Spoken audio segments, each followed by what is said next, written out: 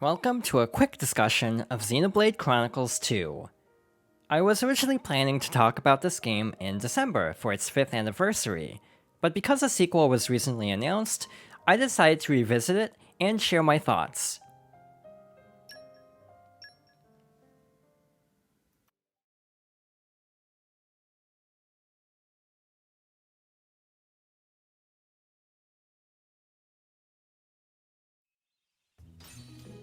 I have a very unique history with this game and the series as a whole. When this game was announced at the January 2017 Switch presentation, people were really excited about it because Xenoblade Chronicles 1 was considered one of the greatest games of its console generation. I played Xenoblade Chronicles, and I enjoyed it, but I wasn't as big of a fan of it as others were, and I think I know why. I played it a little bit later because my Wii console wasn't able to run dual layered discs. Basically, this was a problem with a lot of early models, and for example, very early on, I was not able to run games like Super Smash Bros. Brawl, so likewise, I was not able to play Xenoblade Chronicles until I got a Wii U later in 2012. When I did play it, it took me years to finish it because these games are incredibly long, and by the time I actually got around to playing it, there were tons of spoilers, and a lot of the big twists were already circulating online, so a lot of the big moments didn't have as much impact. But I did eventually finish it, and I did enjoy it, but not to the same degree as a lot of other fans. So when this game was announced, I was excited because I still liked the original, but I don't think I was as hyped. When the game actually released, oddly enough, fans didn't really care for it as much as the original, for a variety of reasons. One, the combat system is very different. Two, the character designs are very different. And three, I kind of feel like people had very different expectations of what this game was going to actually be. Also, the performance isn't exactly stellar, especially if you're playing in handheld mode, where the resolution is incredibly low. You might notice some performance drops here and there, and that's kind of normal for this game, unfortunately. But in general, I don't mind it too much. So like Xenoblade Chronicles 1, this game took me a couple of years to finish because, again, it's very long. The original took me about 90 hours, this one took me about 110 hours to finish. But I actually like this game way more than the original, to the point where I am willing to say this is one of my favorite Switch games. This game had an impact that I have not experienced with a game in recent memory. To the point that Xenoblade Chronicles 3 is my most anticipated game of the year because of how much I enjoyed this game. So, a lot of people do have differing opinions on the Xenoblade series. I'm in the camp that prefers 2 to 1. A lot of people feel the other way, and that is totally valid. The reason I like Xenoblade Chronicles 2 more than the first game is its characters. While some of the character designs are a little bit debatable in quality, a lot of the character arcs and like storylines are really compelling. And the characters elevate the story to a level above the original, in my opinion. I like the story still, but it's mostly for the characters that make this story work for me in a way that the original didn't really mesh with me. The gameplay is a bit of a mess, partly because it has a fairly convoluted battle system and it's not really explained well. So, you have all sorts of different, like, actions you can perform in battle, and a lot of them aren't really conveyed well through the tutorials, to the point where a lot of times I had to basically ask friends who were really excited about this game for help. And this would extend all the way to the end of the game. There were actually fights, I want to say in the second to last chapter, where I had to ask friends, like, please explain how this works. And I was like looking on guides for hints. Because that's how, like, simultaneously complicated and poorly explained this battle system is. But honestly, for this video, I played through the first 2 chapters to get to a point where I have the first major area opened up, and also I have a full party of 3 characters. And I've breezed through this.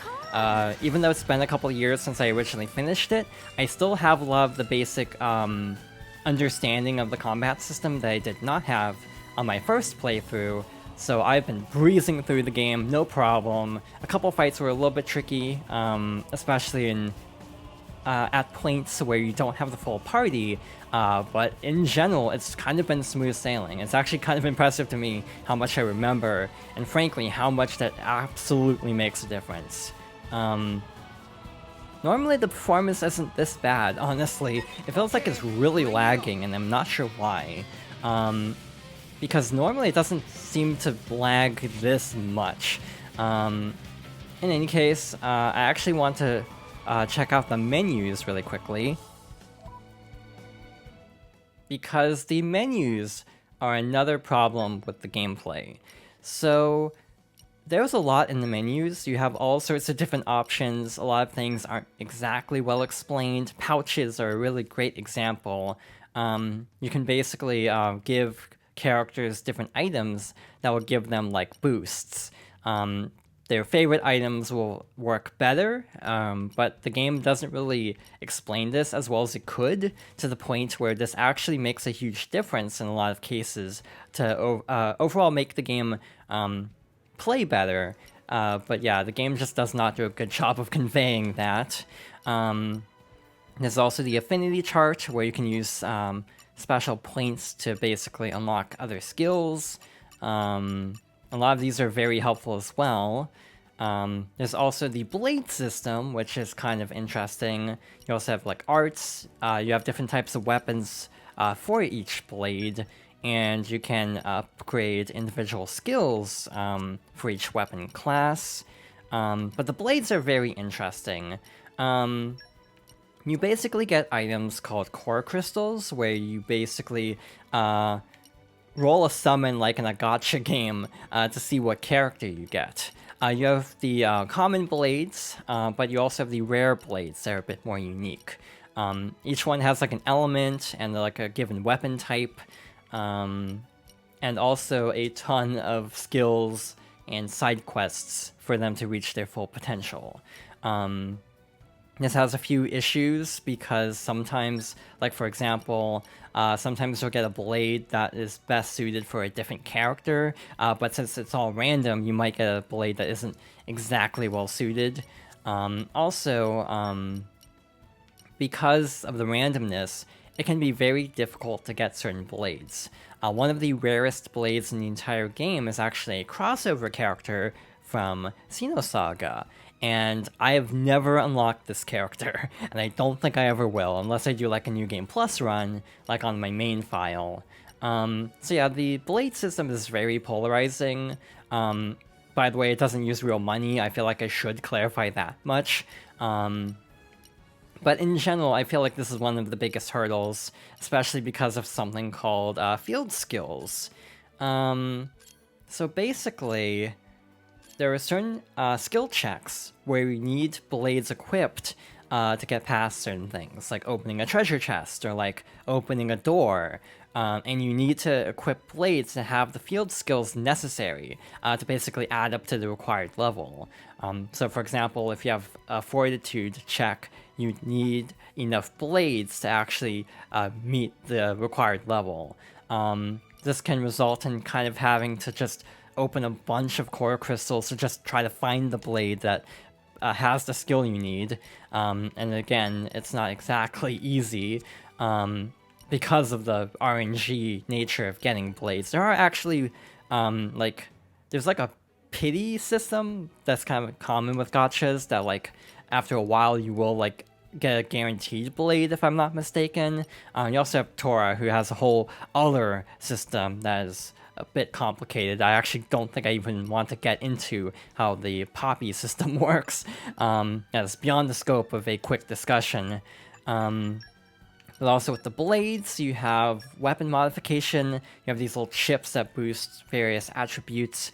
This was one of my biggest hurdles because I forgot to use core chips, and my blades were doing no damage, and that was a huge hurdle early on because I just forgot to explore all of these menus.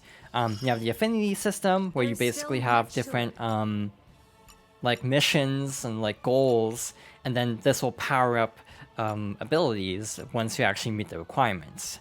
One thing that's actually really annoying is the little nodes will not unlock unless you manually check the Affinity Chart menu. So you might reach the requirement, but if you don't check the menu afterwards, it won't unlock until you do. So that is another hurdle early on, where if you don't actively check the menus from time to time, you will basically be stuck with like, level 1 of these charts. So yeah, there is a lot to this game. There's also aux cores. These basically boost blade stats. So yeah, there was a lot going on in this like whole gameplay system of like the combat itself, the actual equipment systems, the blades. Yeah, this game isn't necessarily the easiest to actually understand, and yeah, the game just doesn't do a great job of actually conveying all of this. So yeah, if you want to get ready for Xenoblade Chronicles 3 and want to play through the original and Xenoblade Chronicles 2,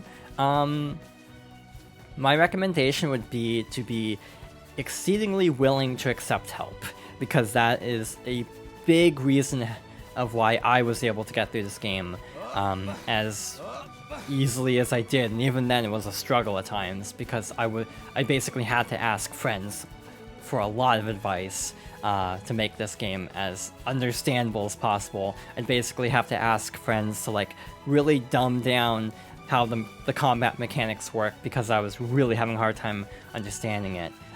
We also haven't gotten into a fight, so we probably should.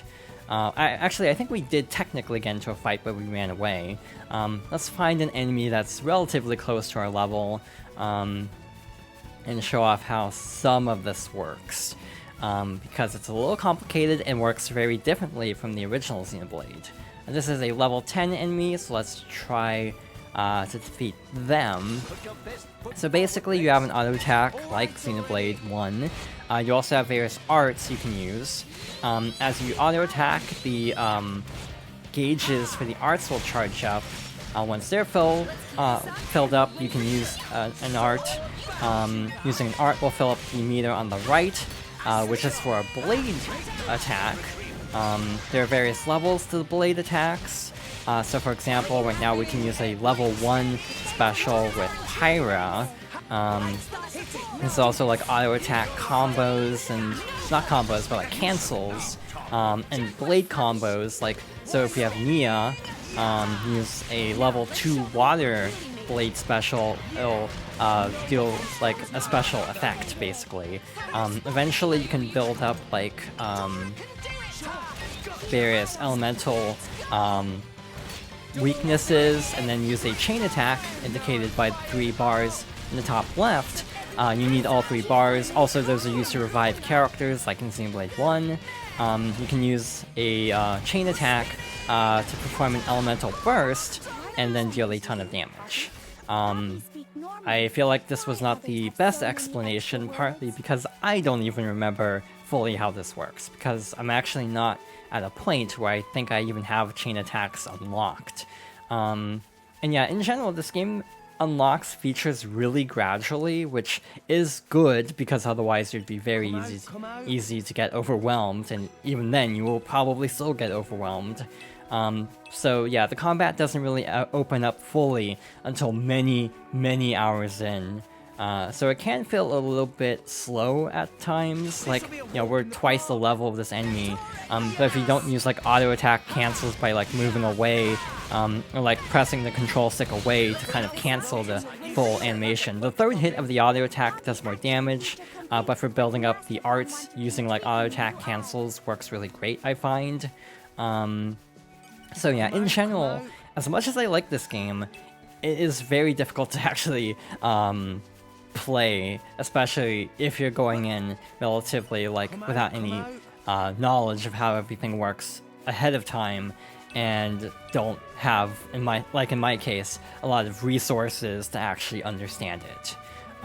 But if you can get past the gameplay, and frankly, you can kind of brute force level up basically to get strong enough that you can make up for not fully understanding the combat. That was a field skill check, by the way. I still think this game is worth experiencing. Again, mainly for the characters and story. Also, the music is really good, like the other Xenoblade games. There's also a prequel standalone story called Xenoblade Chronicles 2, Torna the Golden Country, which also takes this combat system and refines it even further by allowing the blades to be directly playable, and some other good improvements as well. I actually think that combined with the base game is a big part of why Xenoblade Chronicles 2's story and characters resonate with me more than the original. In general, Xenoblade Chronicles 2 has some of my favorite characters of all time, which is a big reason why I like this game so much. Definitely makes up for some of the early moments where a lot of the voice acting is very unrefined, because to my knowledge it was recorded in order, so a lot of the performances at the beginning of the game feel very flat, but they end up being really good by the end. The character designs also are just very questionable at times, which is just an unfortunate part of this game. But if you can get past some of the off-putting elements, like the questionable character designs, the obtuse combat system, and things like that, this is a stellar game, in my opinion.